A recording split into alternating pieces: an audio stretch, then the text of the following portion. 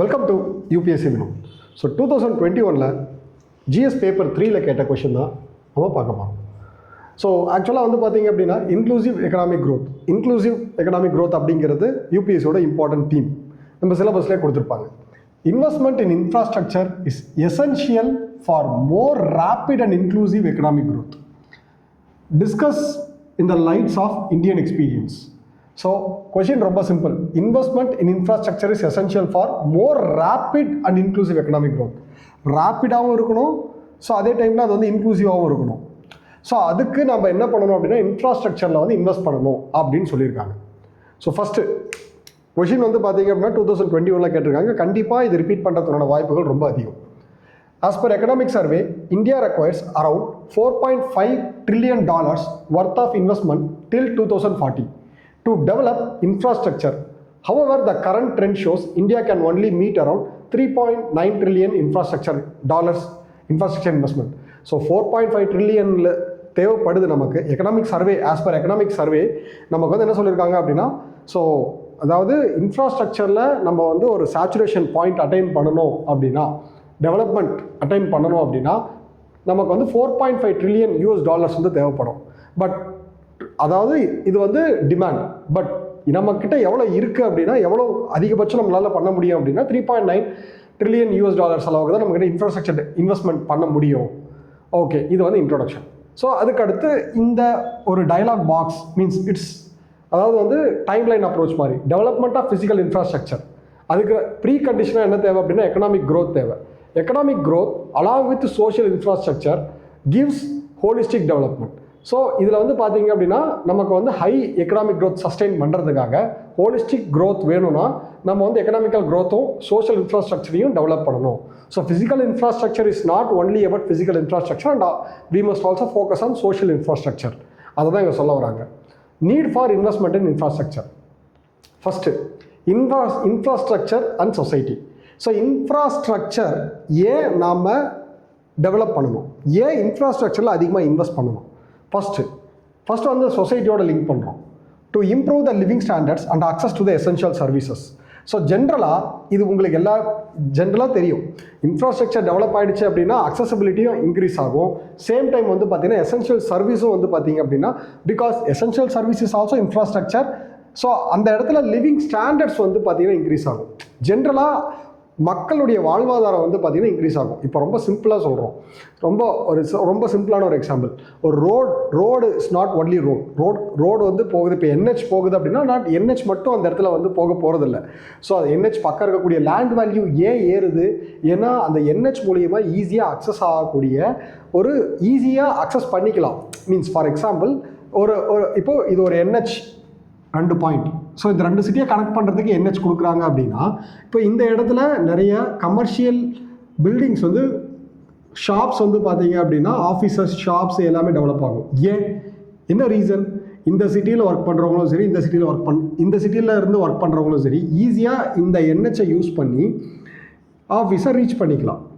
அவ்வளோதான். இதுதான் வந்து பார்த்திங்கன்னா பெரிய சயின்ஸ் எல்லாம் இல்லை. இதுதான் ரொம்ப சிம்பிளாக ஏன் வந்து ரோடு பக்கம் இருக்கக்கூடிய லேண்ட் வேல்யூ ஏறுது அப்படின்னா இதுதான் ரீசன். ஸோ இப்போது அதை தான் இங்கேயும் சொல்ல வராங்க. இப்போ இந்த இடத்துல வந்து பார்த்தீங்க அப்படின்னா, இப்போ 2 இடத்துல ரோடு போடுறாங்கன்னா, இப்போ இந்த இங்கே ஆஃபீஸஸ் இருக்குது அப்படின்னா, இந்த ஒரு ஆஃபீஸ் ஒரு ஐடி பார்க் இருக்குது அப்படின்னா, அந்த ஐடி பார்க்கை சுற்றி ஐடி பார்க்கு சம்மந்தப்பட்ட means not only IT park, அங்கே வேலை செய்கிறவங்களுக்கு ரெசிடென்ஷியல் காம்ப்ளெக்ஸ் இருக்கும், ஹோட்டல்ஸ் டெவலப் ஆகும். ஸோ ரெண்டல் காம்ப்ளெக்ஸ் டெவலப் ஆகும். ஸோ நிறைய இருக்குது. ஸோ இது மாதிரி வந்து பார்த்தீங்கன்னா it's like hub and spoke model மாதிரி ஒரு விஷயத்தை சுற்றி நிறைய விஷயம் டெவலப் ஆகிக்கிட்டே இருக்கும். அப்போ அங்கே இருக்கக்கூடிய மக்களோட லிவிங் ஸ்டாண்டர்ட்ஸ் வந்து டெவலப் ஆகும். ஸோ அதுக்கு அடுத்து வந்து எசென்ஷியல் சர்வீசஸ் வந்து பார்த்தீங்க அப்படின்னா ஈஸியாக அக்சஸ் பண்ண முடியும்.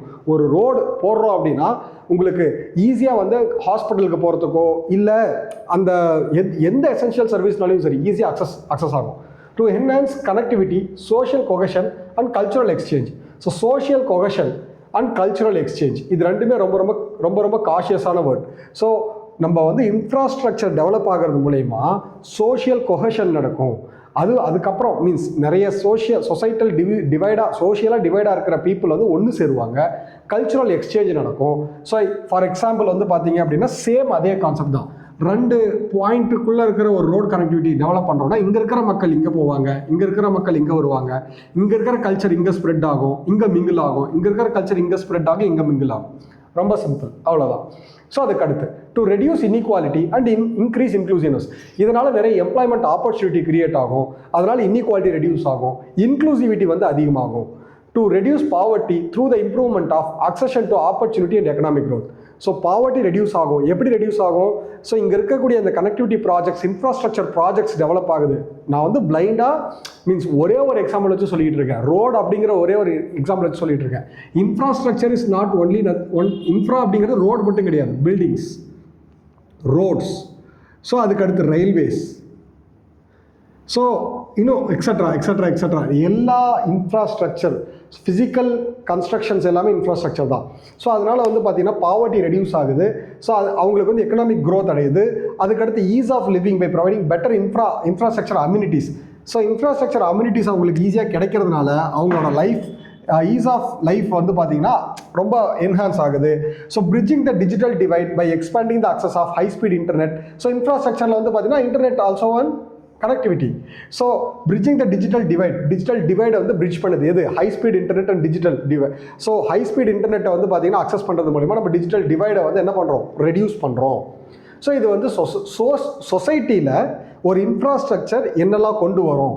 ஸோ ஃபஸ்ட்டு லிவிங் ஸ்டாண்டர்ட்ஸை இம்ப்ரூவ் பண்ணும், சோஷியல் கொகஷனை கொண்டு வரும், இன்இக்வாலிட்டியை ரெடியூஸ் பண்ணும், பாவர்ட்டியை ரெடியூஸ் பண்ணும், அதுக்கடுத்து ஈஸ் ஆஃப் லிவிங்கை வந்து என்ஹான்ஸ் பண்ணும், அதுக்கடுத்து டிஜிட்டல் டிவைடை வந்து குறைக்கும். இதுதான் key points. So digital divide, enhance the ease of living, reduce poverty, increases inclusiveness and reduces inequality, social cohesion, cultural exchange, essential service, living standards. இது எல்லாமே இந்த 6 பாயிண்ட் வந்து பார்த்தீங்க அப்படின்னா ஒரு இன்ஃப்ராஸ்ட்ரக்சர் டெவலப் ஆகுதுன்னா சொசைட்டிக்கு என்னெல்லாம் பெனிஃபிட்ஸ், அதுக்கடுத்து கவர்மெண்ட்டுக்கு என்னெல்லாம் பெனிஃபிட்ஸ். ஸோ ஜென்ரலாக இன்ஃப்ராஸ்ட்ரக்சர் டெவலப் ஆச்சு அப்படின்னா எக்கனாமிக்கல் க்ரோத். இந்த எக்கனாமிக்கல் க்ரோத்தே வந்து யாருக்காக? கவர்மெண்ட்டுக்கு தான். டேக்ஸ் ரெவன்யூ அதிகமாக கிடைக்கும், ஜாப் கிரியேஷன், அன்எம்ப்ளாய்மெண்ட் ரெடியூஸ் ஆகும், இன்வெஸ்ட்மெண்ட்ஸ் வருவாங்க. ஸோ ஒரு நல்ல இன்ஃப்ராஸ்ட்ரக்சர் ப்ராஜெக்ட்ஸ் இருக்குது அப்படின்னா இந்த இடத்துல இன்வெஸ்ட்மெண்ட்ஸ் வருவாங்க. அதனால தான் வந்து பார்த்தீங்கன்னா நம்ம கிஃப்ட் சிட்டிங்கிறது எதுக்காக? கிஃப்ட் சிட்டிங்கிறதே வந்து பார்த்தீங்கன்னா டோட்டல் அல்டிமேட் அப்படியே டாப் நாச் இன்ஃப்ராஸ்ட்ரக்சர் இருக்கும். ஸோ அங்கே வந்து நம்ம என்ன பண்ணுறோம் அப்படின்னா ஃபாரின் கம்பெனிஸை கூப்பிடுறோம். So effective public service delivery one of the most important point. கவர்மெண்ட்டால் effective public service delivery, public சர்வீஸை வந்து பார்த்தீங்கன்னா எஃபெக்டிவாக டெலிவரி பண்ண முடியும். யாரால்? கவர்மெண்ட்டால்.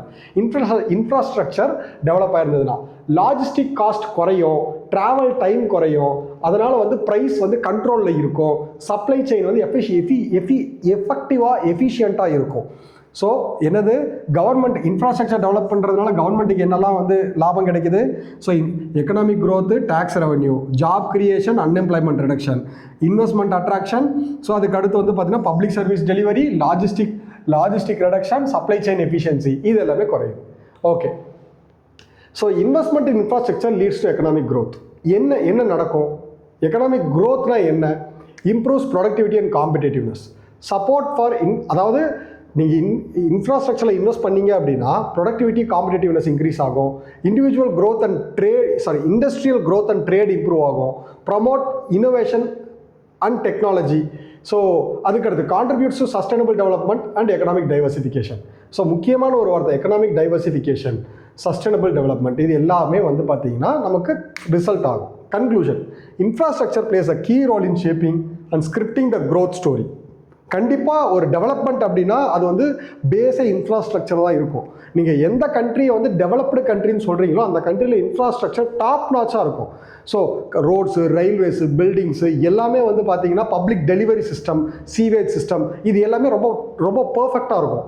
ஸோ அதை தான் சொல்ல வராங்க. Consequently the momentum of investment in infrastructure needs to accelerate. So கண்டிப்பாக நம்ம ஆக்சலரேட் பண்ணோம் substantially. Government efforts to promote world class infrastructure, national infrastructure pipeline, PM Gati Shakti, இதுதான் உங்களுக்கு மார்க். இவ்வளோ தூரம் எழுதுனதில் இதை நீங்கள் மென்ஷன் பண்ணிங்கன்னா மட்டும்தான் you will get an edge over others. So national infrastructure pipeline, PM Gati Shakti plan are the right step in right direction, in this direction. So நம்ம develop பண்ணுறதுக்காக என்ன கொண்டு வந்திருக்கோம்? இன்ஃப்ராஸ்ட்ரக்சர் பைப்லைனும் பிஎம் கட்டி சக்தி. இது வந்து connectivity projects, both railways, Airways, roadways. So இது வந்து காம்ப்ரிஹென்சிவாக கட்டிசக்தி, so national infrastructure pipeline வந்து பார்த்திங்கன்னா கொடுக்குது. ஸோ இதுதான் வந்து பார்த்திங்கன்னா 2021 கேட்ட கொஷின். இன்க்ளூசிவ் க்ரோத் வந்து ரொம்ப ரொம்ப முக்கியமான ஒரு டாப்பிக்கு. ஸோ இதில் நம்ம வந்து பார்த்திங்கன்னா இன்ஃப்ராஸ்ட்ரக்சரை எப்படி டெவலப் பண்ணுறோம், ஏன் டெவலப் பண்ணுறோம், அது பண்ணுறதுனால நமக்கு என்ன கிடைக்குது அப்படிங்கிறத நம்ம பார்த்தோம். ஸோ ரொம்ப ரொம்ப ஈஸியான ஒரு கொஷின். ஓகேங்களா? தேங்க்யூ.